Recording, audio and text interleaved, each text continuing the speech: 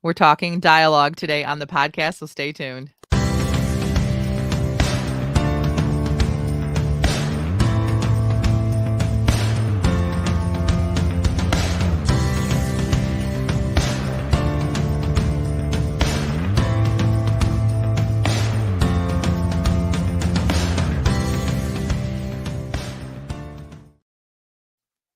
Hi, and welcome to the Christian Indie Writers Podcast, where we inform, encourage, and support Christian indie writers on their journey to publication. I'm Christina Catane, and I write Christian fantasy. I'm Jennifer Carl Tong, and I write historical Christian romance. So, hi, everyone. We already have people in the chat. We do. I want to say hello to all of our listeners all around the world. If you like what we do, share us, like us, comment, do all the things, and just to get the word out. And we appreciate all of you, especially our chatters. The chatters are so much fun. We have Jess. Hi, Jess. We have Kim. Morning, Kim. She actually gets to watch live. That's so much fun. Piper is here. Gigi's here. Catherine is here. And Liz is here. Wow. Quite the group this morning. Yeah, that's exciting. I know. So I was quite encouraged with our Writing Sprints Live this month. Mm-hmm. Some people actually showed up. I know. Some people showed up in our virtual. We tried to do some virtual rooms, and we had a couple people show up there. So that was really encouraging. I enjoyed it. And for those who don't know or maybe aren't active in our group or don't even know about our Facebook group, we do have a Facebook group, and Kim actually is one of them that is active. They've just started a Thursday evening. I didn't have time to comment, but a Thursday evening writing sprints that they're doing, which I think is amazing. Wouldn't it be awesome if, like, throughout the week, our listeners just started rooms in our group and people could be writing all the time? I just think that's super awesome. That would be awesome. Yeah. And so I appreciate that. They meet Thursday nights, 9:15 Eastern, and y'all know I probably would never be there. It's past my bedtime. I would so love to be there, but like there's just no way. Like by 9:15, I am not loopy. I would be so tired if I wasn't even awake at 9:15 last night, I don't think. So wow. Actually, I think I was reading, so I think I might have been awake, but I wasn't like social. You were not aware. I was not aware. Piper is pulled over to the side of the road, so just so she can be here. And dedication. That's right. You get the award, Piper, for #1 fan today. #1 fan. Oh, Chi said the same thing I just said. She said, "Dedicate. That's dedication, Piper." Yeah, it is. Hilarious. That is very dedicated. So we like to start each show with a segment we call "What's Up," and if you're in our private group, I have put a post in the group. I try to remember to do it every Friday, where you can type out your what's up and put it in the comments, and so all the group can see it. So Jennifer, what's up with you? Well, really just a ton of stuff, but I wanted to talk about that I'm reading a book right now, which I know is not a shock. Writers generally are readers too. And it is a Christian romance, and it is a Regency, which, by the way, if you're listening to this and you know of a new or new-ish Christian romance, historical especially, that is not Regency, send me a message. Like, I love Regency, don't get me wrong, and this one is well written. There's a lot of great things about it. But the only Christian romance out there, it seems like now, is everybody's writing Regency. And like, it's great and all, but I would kind of like a little bit something different. So if you have any suggestions. For those of us who don't know, explain to us what Regency is. Oh, okay. So Regency is like Jane Austen time period, like Pride and Prejudice time period, which I love. Actually, Pride and Prejudice is on my desk right now. I just had to turn and see if that's the book that was there. Like, I love that time period. Like, and I love books set in that. It's just that, like, that seems like there's all that's out there right now. But that's just a little side note. But I don't know what I want to say is, and I don't want to get too far into it because it'll take away maybe some of what we can talk about next week. And so, as a little hint, next week we're going to be talking about spirituality in your writing, and like basically how to put it in there and if it's good and what to do. blah, blah, blah, all that stuff. And so as I'm reading this, there's a couple of things. First of all, I'm 75% into the book. So you know how that goes, especially if you are a plotter. But even if you're not a plotter, when you write, it tends to fall into these realms. Something big is probably about to happen, which is good because if I wasn't like following along with the percentage, I might have put the book down because it's well written. The characters are well written, well fleshed out. Um, there is nothing wrong with this book. Like it is not like bad. I just annoyed with the main character because you guys know how I feel about character arc and I feel about spiritual character arc. But her character arc is I can feel that it's coming to the point where she's gonna all of a sudden she's gonna realize that her so it's um uh a marriage of convenience. Like they had to get married situation, right? Common in that day and era. They got caught like in a like an embrace or whatever. They were dancing and they weren't supposed to be and whatever. So they had to get married. And so her preconceived ideas about what her husband and how he feels about her, are kind of keeping her back a little bit. And she's going to realize that that's not how it is. You just know how it is. You know it's going to go that way. Mhm. But her own personal character arc, and it's only written in first person, only one person, and it's yeah, and it's only her perspective. So you're able to piece together some things about the husband, and you're like, why can you not see this? Because you're telling us this story, and I can see this. But, her personal character arc is very flat, and I'm kinda shocked because everything else about this book is really excellent. But she isn't getting to the point at all to where like, she is shy, and she has issues with, like, nervousness in groups, which is fine, but that's the only thing that is her only flaw. The only flaw that I can find in this whole thing is her nervousness in crowds, and it's not at all developing in any direction. I'm not saying that she's all of a sudden she'd be like the social butterfly by the end, but there should be some sort of movement. So just and then maybe it's because I'm looking at it as a writer and it's hard not to, right? Like when But you're if you weren't a writer, Mhm. you might be bored right now, Or annoyed with her. or And you're she annoyed, or you might not know why. And if you didn't know that this 75% mark was coming and that something was gonna happen, I you might hope. give up. Right, right. And I hope that, something changes, but there's been absolutely 0 change in her character arc, which is surprising to me with a book that is so well written in every other aspect. So, we'll see. Next week, we're gonna talk a lot more about this because this is the other part of it too that I'm realizing. I've had a hard time finding historical Christian romance that is actually what I would deem Christian. Just because they go to church in one scene and they maybe mention God once, to me, that's like that to me, this is clean romance. This is not Mhm. Christian romance to me. But then maybe I'm wrong. So I'm thinking this morning as I'm getting ready for the podcast, maybe people are listening to my advice about the spiritual character arc and they're like, no, nobody does that. Maybe not. Like, but I know Karen Kingsbury does it. I know that Francine Rivers does it. So when I'm like reading these writers, it's great writing, but where is the Christian books out there that Well, I maybe that's crave? why they're Francine Rivers and Karen Kingsbury, because Mm. people maybe readers don't realize that they want that, but they do, and that's why they're so popular, and some other really good writers aren't as popular. That's a really good point. However, and I agree, I think I agree with you. But the flip side of that is that this book is a highly rated book. There's over 2,000 ratings. It is towards the top of the charts right now. Um, I think. I don't know. I just kind of like blindly, but I didn't go to the charts to look, but I'm pretty sure this one is at the top of the charts. And so as a mid-lister, I think this person is doing very well, is what I think. And for those of you who don't know the term mid-lister, like so you look at someone like a Karen Kingsbury or a Francine Rivers, and when you start writing, you're like, I want to be that person. You don't need to be Karen Kingsbury or Francine Rivers to make a good living.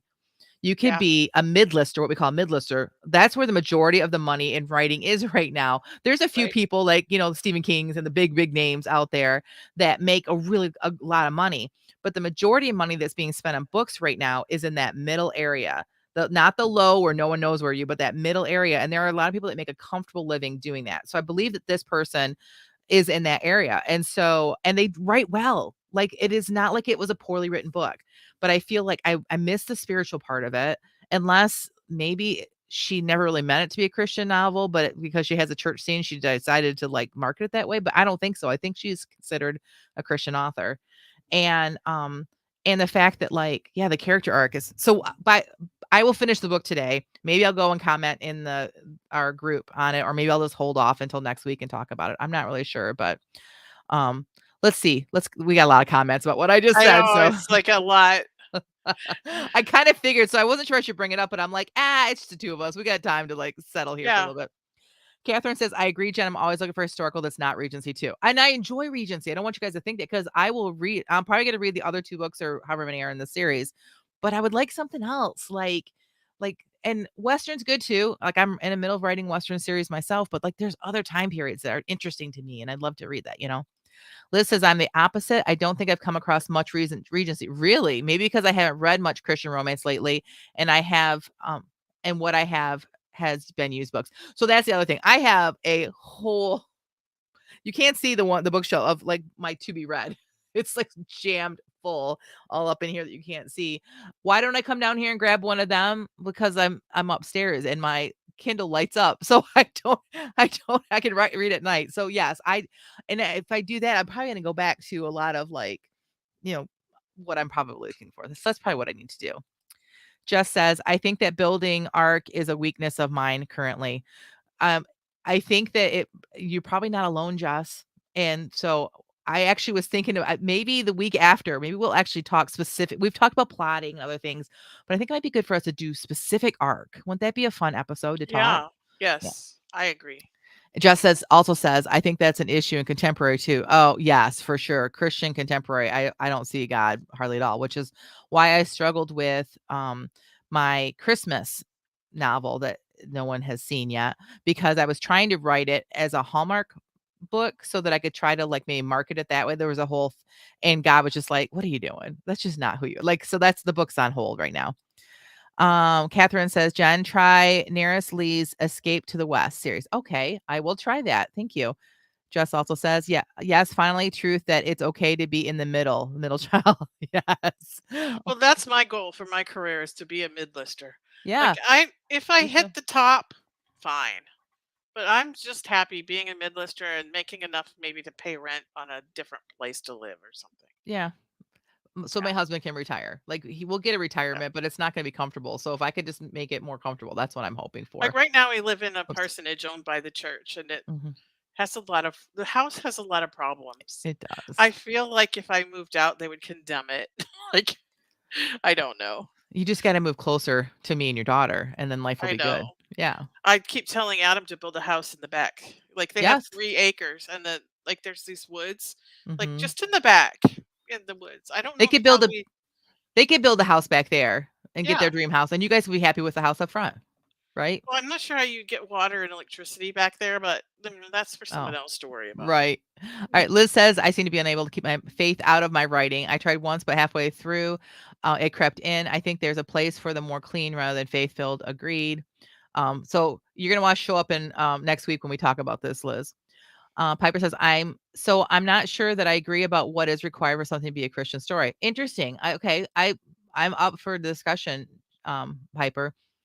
And I don't think that like you can be a Christian author and write, but your books don't have to necessarily be Christian. There needs at least needs to be allegory if you're going to call it a Christian novel. I think there's a difference between Shell says, hi, Shell.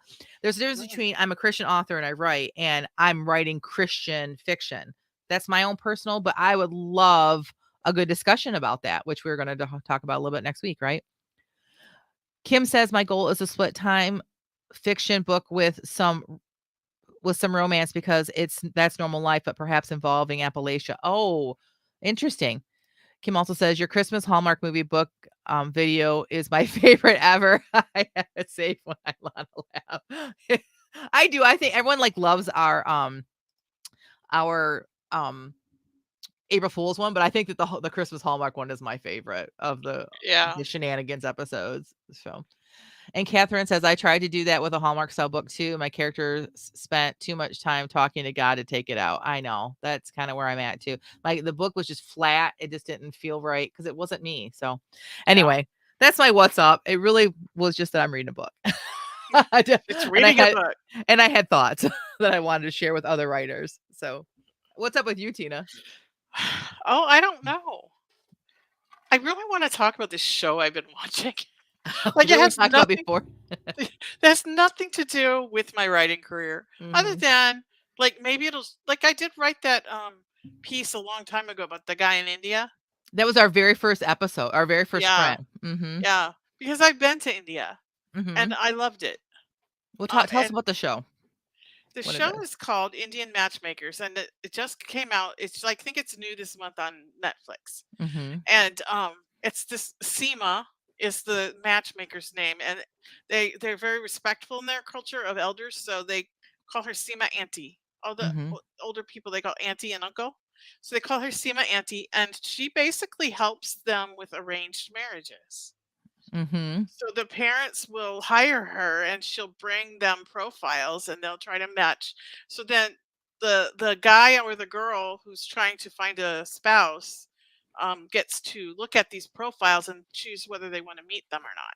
And then once they meet them, then they decide whether to proceed by getting to know them better, or sometimes they just proceed into the marriage. Oh, wow. Just Yeah, straight into it, yeah. yeah, some of them I actually watched the whole series. There's 3 seasons. I, like, binge watched it. That's basically what I did this week.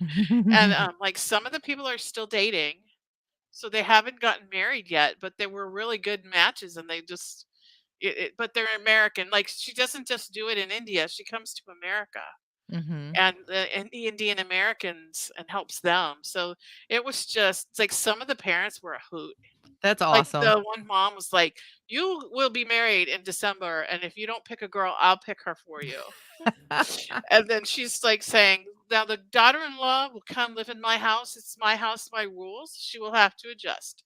She will do this." Like, Can you I it's was just just such a like it is just so definitely a different culture, right? Like, we were talking I off camera that I had friends in college that were, yeah. Indian, and I had no idea until, like, we were getting ready to graduate, and they're talking about their weddings, and I'm like, "You're not dating anyone," and they're like, no, we've had an arranged marriage since we were kids." It was a couple of my friends. I'm like, "What?" I was just so affronted. I'm like, "Are you kidding me? That's barbaric," and she's like, "Really? We've been the last 3 years watching you go through the dating process to find your husband." She's like, "How's that been going for you, Jen?" It was like Yeah. like, yeah. I lived overseas, so I lived in Saudi Arabia for 2 years between the age of 12 and 14. And Mhm, my 2 best friends, one was an Arab girl who had been mhm, born and raised in Arizona. mhm, She was 13. She had been promised to some guy since she was a baby. mm. And so she was going to be like, she was not happy about it. Oh, my Um, friend said if they weren't happy about it, they had years to get to she had know no their choice at all. yeah, they And had then choice. I had my other best friend was Indian. Mm, And we never really discussed like who she was going to marry or, what mhm, all, any of that. But, and then my husband had friends that he worked with in the shop that were Indian, and they had an arranged marriage and they were mhm, very happy. yeah, And some of my favorite parts of the show were interviews with people who'd been married 30, 40, 50 years. mhm. And them talking about how they, like, yeah, my parents say you should meet this girl, this guy. We talked a couple hours, we got married. That's crazy, Like, but they've been yeah, married but 50 years, so and they're very happy, and, mhm. like, the guy would be like, "She's the best thing that ever happened to me." Like, I remember them asking this one guy, "How long could you survive without your wife in the house?" And he said, "Not one day." Aw, So it was just very sweet, and I am so fascinated by other cultures. mhm, So that's basically what I've been doing, and so if some Indian culture shows up in my writing, you'll know why, because this is yeah. I got done with that series, and, I found this other show called The Big Day that's all about destination Indian weddings, so now Oh, I've been wow. watching that. Maybe I'll watch some Bollywood movies, I don't Mhm. know, like, I'm just kinda And my friend, the one thing I remember too, I forgot to tell you this earlier, is that, she's said, "In my culture, the men take care of the wife, but not in a way that American men do." Like, her fiancé already basically worshiped the ground she walked on. Like, his whole goal was to make her happy, and he adored her, and they used to write letters back and forth because she wasn't going to school here in America, and he was still, he was going to college somewhere else, and, like, she had this whole box full of love letters. Like, now imagine, like, Nice. that would be a romance, right? So, Mhm. like, yeah, she really opened my eyes to it. So, um, Catherine says, "Tina, that show is preparing you to write your first romance." I did write my first romance, and it was the Sprint from episode 1. Was it episode 1? I'm pretty sure it was episode It was 1. early on for sure. We were It was like, the first "Oh." sprint that we did. If we didn't do sprints in episode 1, it was whatever episode we did the first sprint that we did. It was that was a romance. It was, we were a little nervous when she was reading it. That's the one I'm thinking of. I don't think Tina should write romance. He brought her his wife onions. Oh, that one. Yes, that Yeah, was that one. I thought you meant the one where we're like we no. were not we were a little bit concerned He about what worked direction it's going. he worked in this richer part. The thing about India, like, people talk about the difference between the rich and the poor here, the, income Mhm. what's the word? You know what I'm talking about. Yeah. Mhm. In India, that is, like, on crack, because Yeah. you'll have people laying starving to death on the side of the road just waiting to die, and then you have these, like, very rich people in their Jaguars, like, Mhm. driving around the cows and driving past those people. Mhm. Like, it's just so there's, like, the very, very rich, and then there's the destitute poor, Mhm. all living in together in the same area. And you saw this yourself back when you We were, went to India. younger. I think we spent a week in India.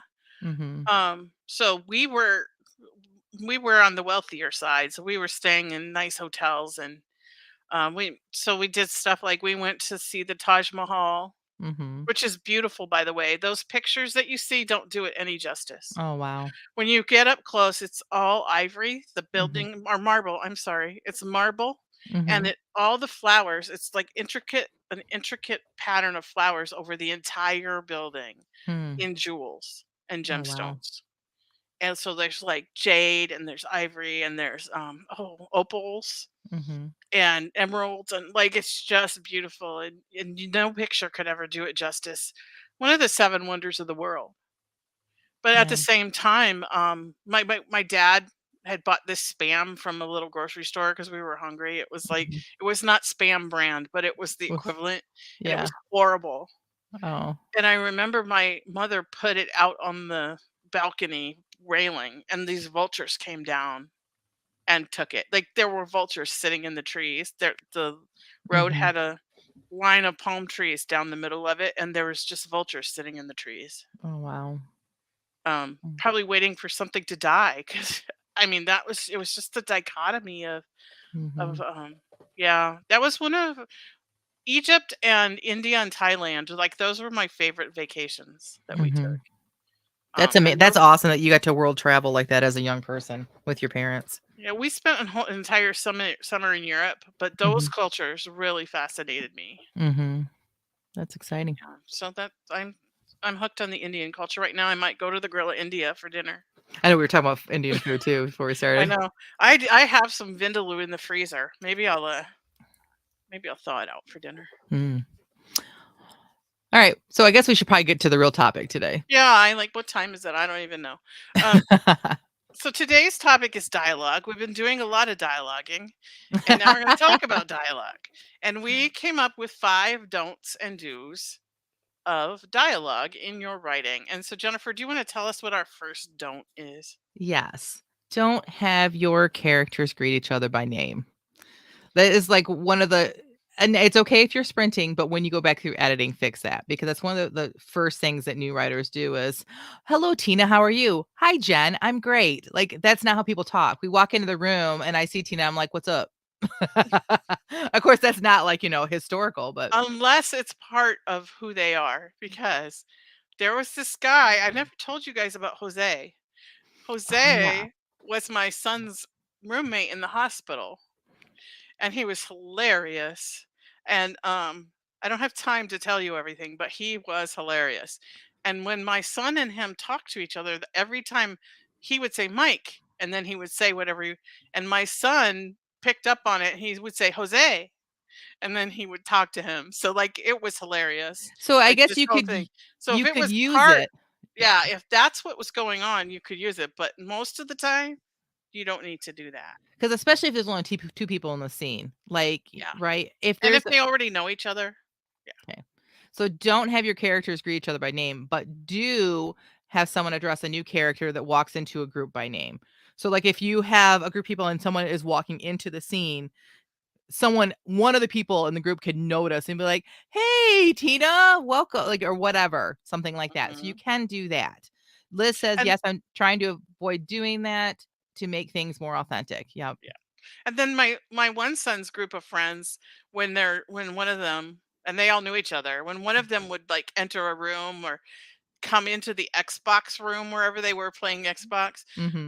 I knew who he was playing Xbox with because all of a sudden he would just yell, "Michael!" like, Yeah. like so like that's how they greeted each other, like Thomas. Right. So like that's an but usually somebody would know who's coming in and say, "Hey, Thomas," or if nobody knew them, they would introduce themselves. That would be natural. Mhm. So, okay. Are we done with that one? Yep. Do we have Let's move more to on. say? What's Okay, number let's 2, go Tina? number 2. Do not info dump in your Ugh, one of conversation. my pet peeves when I'm reading a book. Mhm. Hello, Tina. Remember the days back when we were in college together at Boston University and we used to hang out at the George Foreman Student Union? Like, Yeah. like, Other than the fact I didn't go to Boston University. right. And it's not Um, called uh, George Foreman Student Union. or was there a grill there? I just have to know. I don't know where that came from. I guess so. I'm sorry. Uh, anyway, yeah, and backstory. Mhm. That like it can be very tempting to just throw a bunch of backstory into a conversation, but it has to be natural. Mhm. Um, the way I did it in my book was I had a woman telling a story to the children, like she was actually telling their lore and their history to the children around a campfire. That's how I Mhm. snuck the backstory into dialogue. But you can't just throw a whole bunch of backstory or Right. information. Agreed. And Kim says, "I'm writing Southern, and so they'll say, 'Hey, Miss Amelia, how you doing?'" So that is fine if it fits the characters and it fits the conversation. Um, and I think one way is saying it out loud, like reading it out loud and feeling of whether or not it feels real. Because this, Catherine gets it, because this does not feel right. "As you know, Bob, dot, dot, dot." Like no one ever says, "as you know," in a conversation, unless it's like in a meeting with a bunch of people and you're trying to show someone up. Like, Unless my husband's in trouble. yeah, "As you His know, name is Bob, Bob, by the way.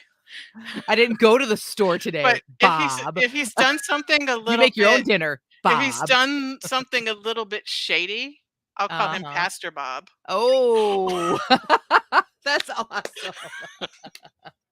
All right, Just to so remind him of the expectation. Sorry. I it's shouldn't okay. throw him into the bus like He's probably used to it. All he'll right, so never listen to this anyway. He just wouldn't.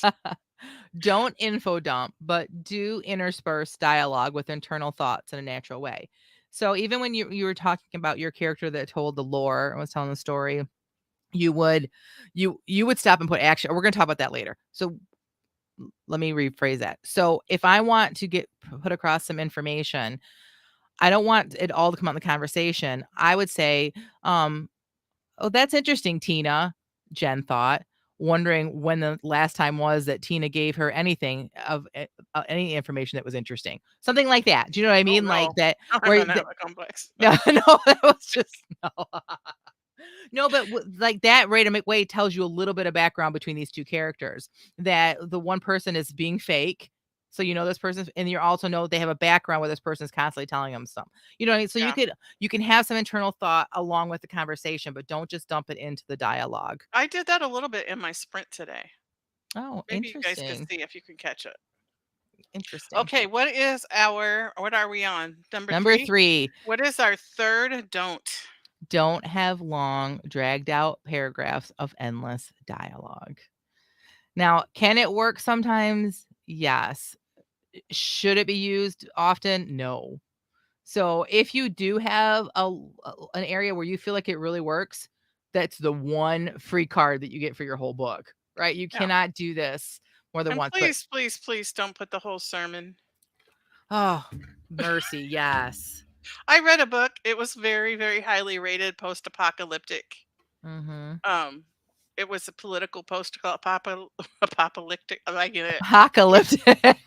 You know what I'm saying? And the I do. whole book started at church with the pastor's sermon. Like, that Mhm. was the first pair, the whole first 3 pages. That I oh, did that's a not read the rest of that book, let me just tell you there's no hook there. that. So when I wrote my 3rd book and she's a pastor, um, I could have fallen into that trap of writing out the sermons. I put little bits maybe of when she's but mostly I didn't. We've all heard her sermons, and unless that bit moved the story forward, my they didn't need to hear it.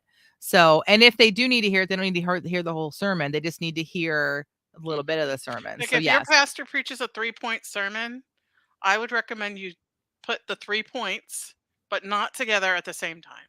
there you go. That's my recommendation. And Or intersperse like pick inner one, thoughts of yeah. the most important one, the one that is impacting the character that's hearing it.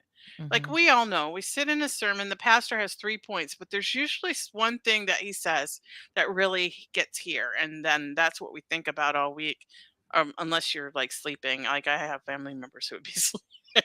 You know what I'm saying, though? Like, there's Mhm. something that will speak to what's going on in the story with the character that's going to move their arc forward. That's what I Mhm. would focus on in a sermon. Right. Catherine says a few years ago, my critique partner said, "I love everything in this dialogue, but it seems like he hasn't taken a breath." Yes, that's a really good critique from somebody. So we say don't have long dragged out paragraphs of endless dialogue, but what do we say to do, Tina? We do, where is it?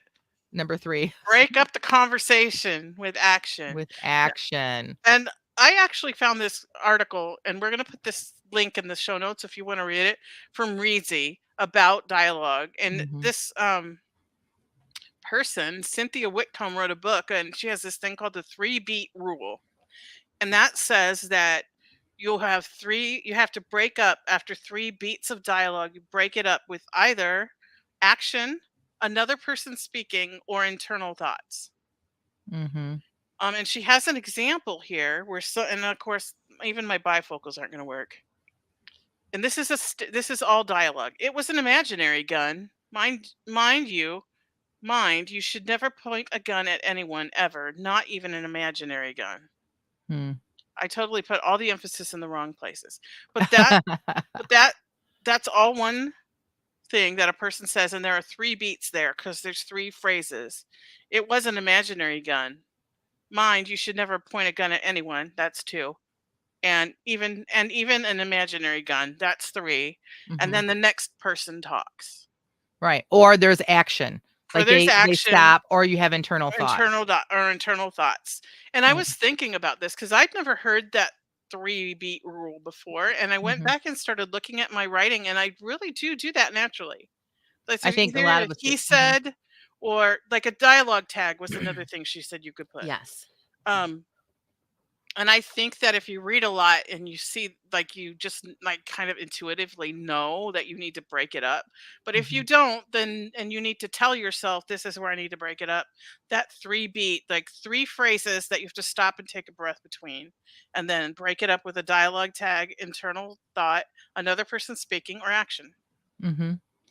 And, if you're interested in that article, it is in our show notes. It's a good read, so I would at Readsy, a good Yeah. read at Readsy. Reezy It has a should be lot there of for good reads. they really do. So, all Okay. right. So Liz says, "What if the whole dialogue is internal thoughts like a prayer?"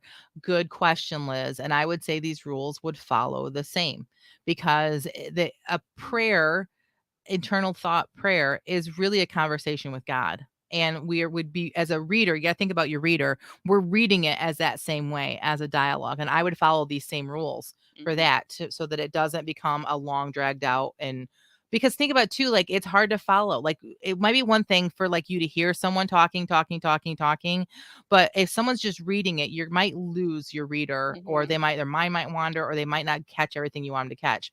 In order for your reader to you want them to understand and catch everything that you're writing, following these rules, especially this 3 point thing is a great idea to give them a breath. Your reader needs a mental breath as well. So, Mhm. And just think about it. If you were reading a book and it said, "Dear Lord," Please Mhm. bless my mom and my dad and my sister and help Aunt Joe with her corn on her toe.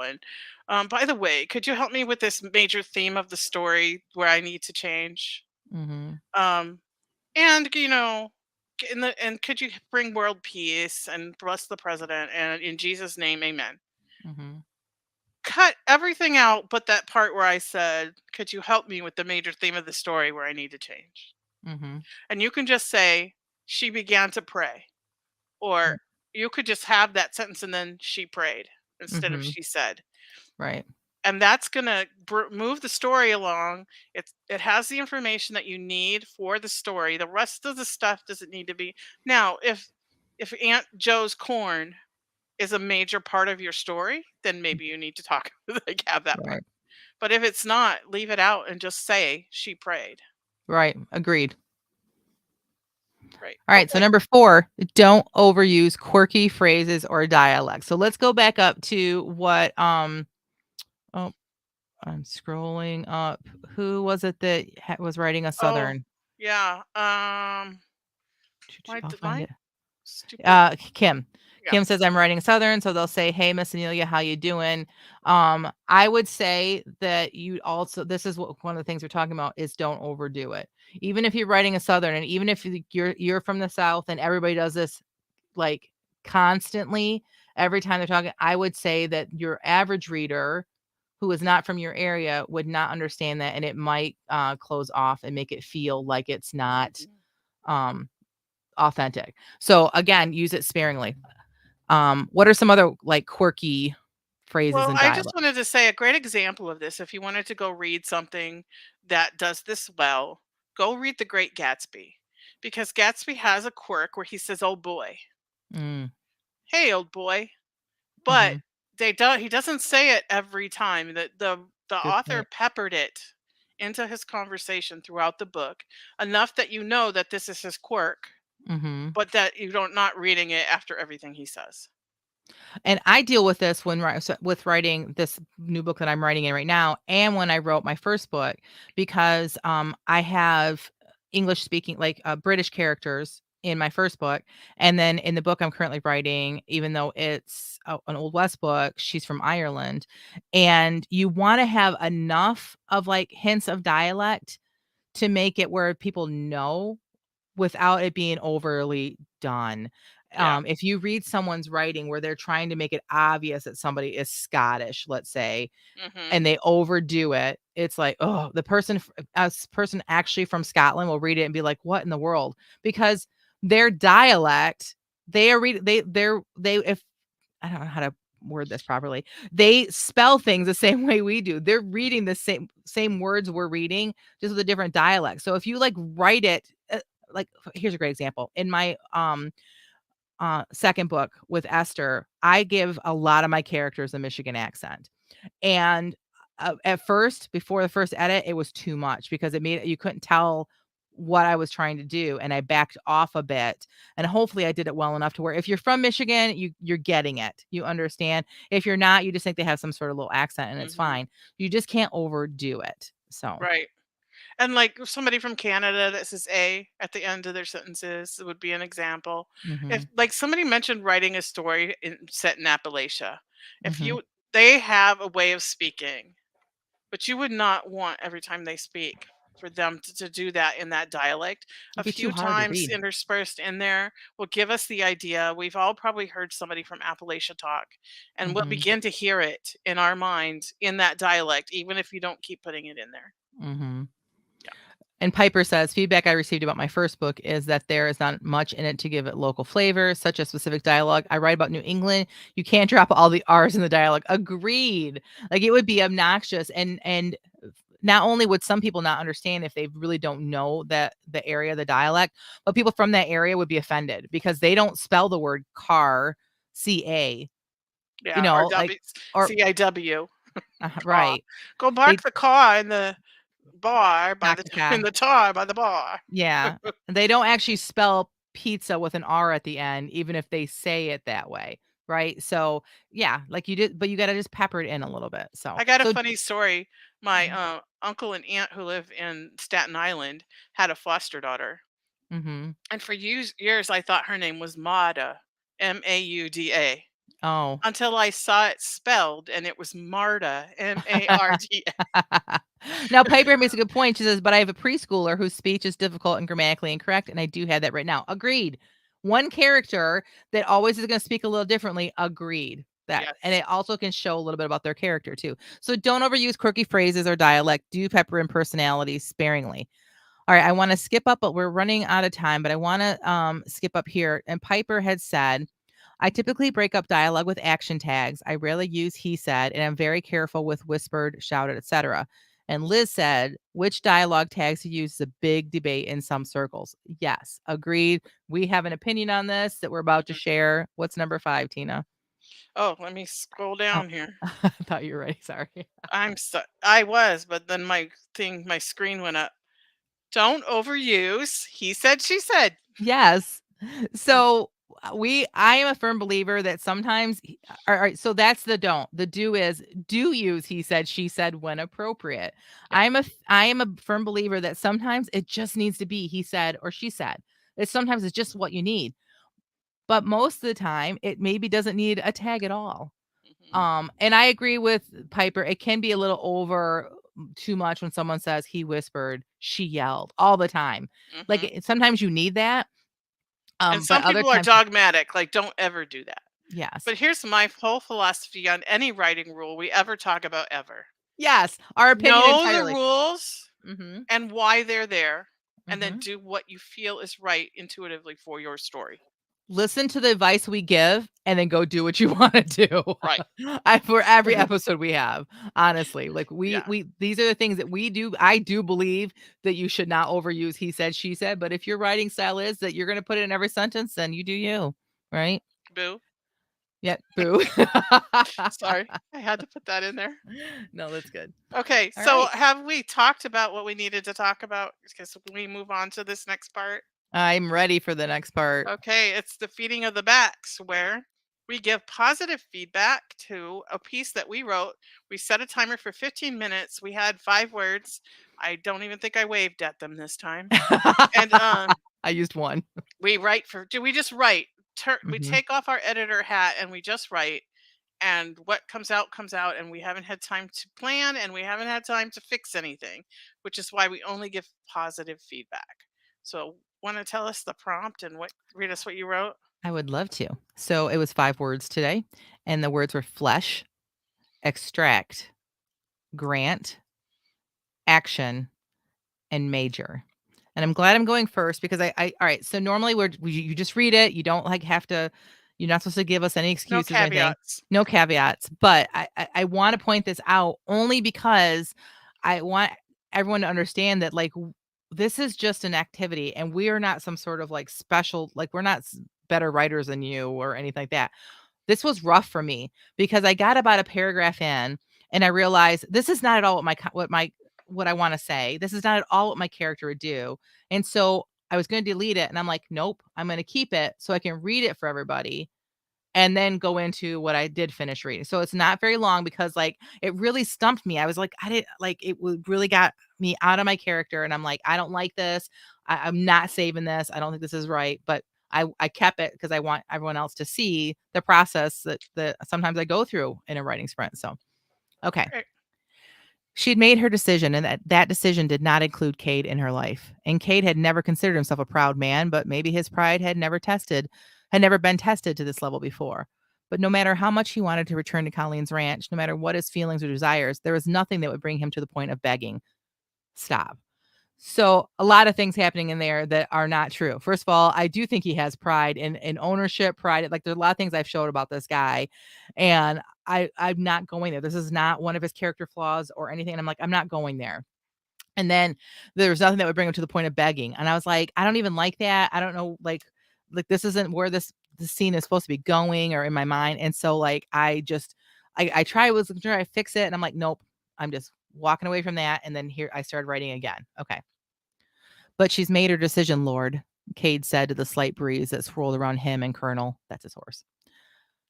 I know you're sitting down and you're going out and coming in, and you're raging against me. Cade dropped his head. his reading from Psalms that very morning. Cade had raged against the Lord. She doesn't love me. She doesn't want me. But I know the secrets of your heart, the wind responded. Psalm 44, Cade said aloud. Funny how the scriptures you memorize as a child never fully leave you. Does it matter what my heart wants? Cade asked aloud. It didn't matter, he thought. If it couldn't matter if Colleen had no feelings for him. But didn't she? Hadn't she given him every indication that she had feelings for him? Lord, I just need a sign. At his own words, the gentle breeze intensified, causing the hair on his flesh to stand on end. In the distance, a gentle thunder rolled, drawing Cade's attention toward the ridge. Standing there on the ridge grazing was Midnight. 3, 2, 1. Okay, Who so is Midnight? Midnight is her horse. That's what I thought. I was waiting for lightning to strike him, but that was pretty No. ask for a sign. That would be my romance. Like, it would be a comedy. You just can't do it. Well, actually, I love that. I'm not gonna talk about my thing yet. Um, the difference in the writing between before you said stop and after Mhm, you said stop is like night and day. mhm, And you recognize that, mhm. and you paused, and you brought the real Jen back. Like, you were Right. struggling, you recognized it, you stopped, you restarted. And I Mhm, think that's like a perfect picture of what that looks like. And we all have those moments. We all have that mhm. happen to Right. us. Yeah. And Yeah. by the way, what you wrote after that was beautiful. Thank I you. love the way that the scriptures got brought to mind. The wind was speaking to him. Like, Mhm. it brings to mind that still small voice. Like, that was really good. Thank you. I appreciate that. Um, for those of you that don't know, this is a revelation that I had at not yesterday, but last week's writing sprints that we did live together. Um, that then I now know the name of this book. I mean, we keep calling it Widows of the West One, but I know the name of this book now, and it has to do with the word gentle, and it has to do with the word thunder, and so knowing that and knowing where this scene is going to fall in my book was important to me that I fit that in, and that's how we're going to talk about this some more next week, so don't give away too much. But generally, that's how God shows up in my books is through scripture and through like the gentle small voice, and that's how I do that. Like Hmm. so, yeah. So like this needs a lot of work. Obviously, it's very short, and I know where it's going. I know like you guys are like so the horses they're grazing. Well, there's a lot going on right now, so I'm excited that I'm not to this point in the book yet, but I really want to be to this point in the book because I just excited about because I'm again during our writing sprints and conversations, Tina helped me flesh out the rest of this.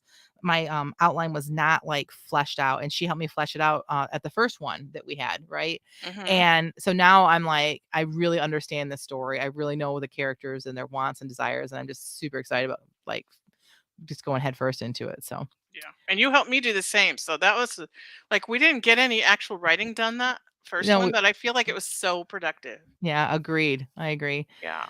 So Catherine says, love the way you sprinkle scripture in there. Thank you very much. And it would be like so the way I do you would know that it's God's voice because it would be like italicized and it would just look more gentle. And Liz says, great example of bringing faith into the story. Him knowing exactly which psalm was great. Thanks. So then we'll talk about that later. I have things to say about that, but we'll save that for next week. I appreciate you not getting rid of the first bit to show us your process. Oh, thanks, Piper.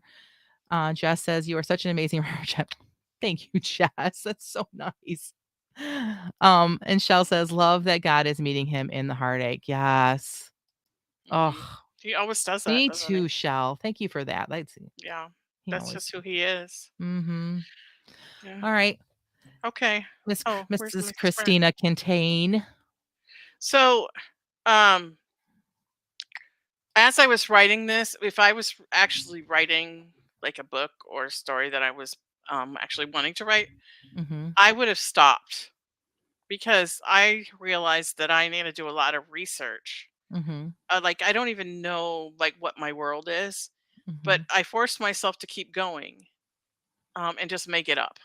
So like, so those of you who are familiar with this kind of world, you're probably gonna go, "Well, that wouldn't happen," but I It's a just made it all up, and it's I a haven't sprint. done any Yeah, research, and it was bothering me, so I just wanted to bring it up. right. So this is a continuation of last week. I did Mhm. change the first character's name because I couldn't pronounce it myself. And I did put my granddaughter's name in there, but spelled differently, and her name is the Hebrew name that means "My God has heard me," so I really Mhm. like it. That's awesome. Not just because she's my granddaughter. Okay, so and I don't think I used any of the words. Here we go. His hair was dark and curled at the ends where it brushed his shoulders. His eyes were dark and brooding. His lips were thin and pursed together. He bowed to her as they were introduced, his hands clasped behind his back. It was quick and polite, and then he moved away. Eliana Mhm. was left standing in the atrium, wondering if he'd ever even really noticed her. Mm. That's a lot of evers. Did he realize she was to be his bride? Perhaps he found her distasteful. Come, my lady, they're waiting for you. Eliana followed Liza into the dining hall. The tables were set with finery that far exceeded anything she'd ever seen. Her father was also a duke, but his duchy was poor. Oh my gosh. Pastor Bob. And we've Sorry. only been doing this for 4 years. He can't remember what time we Okay. Okay. But his duchy was poor, the weather was fickle, and the crops often failed. It was Mm, cold much of the year, and the livestock did not flourish. Here in the south, things were obviously different. The fare that covered the table was rich, lots of meats and sauces. It was far from the simple diet she'd grown up with and often sat heavy in her stomach. mm, She was seated beside the Duke, who sat silently. When the bell was rung, he ate with all the fine manners expected of a Duke. But where the others paused in their eating to converse with those around them, he said nothing. mm. Fine weather today, she said, immediately cringing at her own words. How meaningless to comment on the weather when she had so many real things she wanted to ask of him, so many deep thoughts she longed to share with somebody, and she was beginning to fear that person was not going to be her future husband. Yes, he replied. Hopefully the wind will hold for when we sail tomorrow. We are sailing tomorrow? Panic sat in. Eliana had never been on the sea, but she'd heard the harrowing tales of storms and great serpents swallowing ships whole. Sorry, I meant me and my men. I have business to attend to, but I will return in ample time for the wedding. With those words, he wiped his mouth, dropped the napkin on his plate, and rising, he bowed first to her and then to the room. Then he was gone, and Eliana found herself alone at the table, looking over a room of guests, all who all seemed to be having a wonderful time. Oh, so good, Tina. Okay. So I love that you're continuing to write in this world because I already fell in love with this story. And I love how we just don't know if we like this duke or not. Now, I'm trying not to look at it from a romance perspective. Unfortunately, that's what you get from me. But That's fine. I can't tell if I like him or not. Like, is he gonna be a jerk or is he like just quiet and shy? And is he gonna be like good for her? And I mean, he seems polite enough to her. He seems so I love that you're like building these characters through mostly through action. Like they're in a situation where they're eating and like they're trying to converse and it's not going really well. You don't have a ton of internal conflict or internal conversation, but you're telling us a whole lot. Like I already can see and like that the other characters are just having a good time and they're not like part of her like internal struggle that's happening right now. Also tell us a whole lot about them too. Like just really well done, Tina. So Thanks. I'm curious, what was the part that you were like, I'm not sure if that could happen or whatever? Like I So, wasn't sure what are is the rules of etiquette. oh, Like, would he bow to her or would he take her hand and kiss it? Would she be wearing gloves or would she feel mm, his warm lips on her hand? Like, I don't yeah, write romance and this feels like it's what's gonna be. right. And like, But is it a would they fantasy? Are you making up this world or is it are you yeah, gonna I'm try to making it oh, up. okay. Right. Yeah. So and but I want it to be what people are expecting. Like I want my readers to be like, that's not how it happens. Like I don't want, Mhm. so I would have Right. to do a little research to be sure what Mhm. actually would happen in this kind of world, Right. and then I'll change it how I want. But I just wanted, like, my mind was like, you need to research this, and Right. normally I would stop and I would go do it, but I Hmm. didn't. And like, would they be seated at a table by themselves overlooking the rest of the room? Like, I don't know if that's true. So, Hmm. Like some of those questions that you have, I think you answer yourself because you're creating your own world. But I think that you're right that to keep it to some conventions because readers will expect a certain something. Like it needs to not be completely outside of reality. Like I think a gloved right, hand makes sense. I think that like it would not have been flesh against flesh. But it right. depends. Like that would be like Regency period, maybe even Victorian period or but maybe before, but, like, if we're talking way back, maybe not. Maybe they didn't have gloves I'm back and, like, then. I don't know what the period's called, but you know when the map said, "Here there be dragons," Yes, so on the probably the edges? Middle Ages, Yeah, that's kind something of what like I that. was thinking. Interesting. And the I thought you were gonna talk about the food. For some reason, that struck me and again, I'm not this is not for criticism. This is just, like, because 'cause you're, like, wondering about the stuff. Like, for me, I always think that the northern areas have the richer, heavier food because they don't have as much vegetation and that southern areas are, like, Right, lighter fare. like I said, I just was Just sprinting, I right? don't know what they would eat. I don't know, Yeah. like, Hmm. what the problems would have been, like, why her father's I don't know what they call it. Like, Piper said, "Did you call it a dookie?" I actually spelled it Duchy, and I think that's what you call the land that is Mhm. overseen by a duke, but like I said, that's another thing that I was like, I wasn't sure, but I just put it in there so I could look it up later. Like, I'll Right. research it later. What is it called? I didn't know. So, like, this whole thing I need to research. Piper says that is my difficulty. I sometimes can leave a tag for myself like insert info here, but a lot of times I do the research at the sacrifice of word count. Yeah, me too. Like, yep. Mhm. Piper says that is a great internal thoughts interspersed with dialogue. Also, he is a bore. LOL. Maybe at this point, we don't know. Like, we don't. There's just enough juiciness to want me to keep Mhm.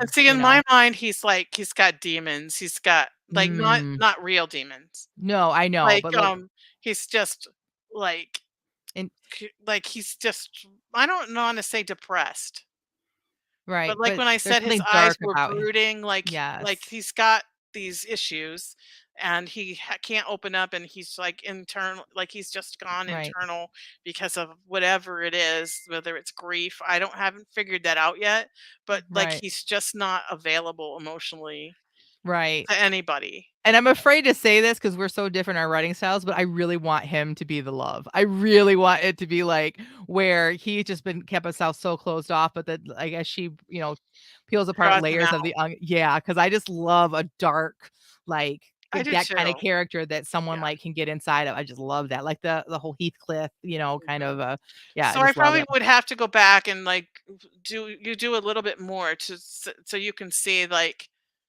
that darkness, that, Yeah. like, internal dark, like, Mhm. place that he's in. He's not just being rude or Right. Yes, exactly. Like he comes off as rude, but then he'll show goodness to her in ways that other people haven't, and then like she's all confused. And yes, so yeah. we're running out of time, but I got to show a couple of these. Jess says that's your learner side showing, and Yes, Catherine agrees. exactly. She says, Tina, I hear your learner critiquing yourself. So Ye true. If you don't know what that means, you need to go back and watch we have a couple episodes with Becca Syme, and that will give you some information on our Clifton strengths. So yeah, so all right. okay. Oh, I think we've input and learner here too. Alright. yep. All right, Kim. Yeah, Awesome. I think that, we need to be done with this episode, and we could probably keep talking, but, Well, what's up? um What's next for you, Tina? What's next? oh, yeah, I almost forgot about that. What's next is I don't know.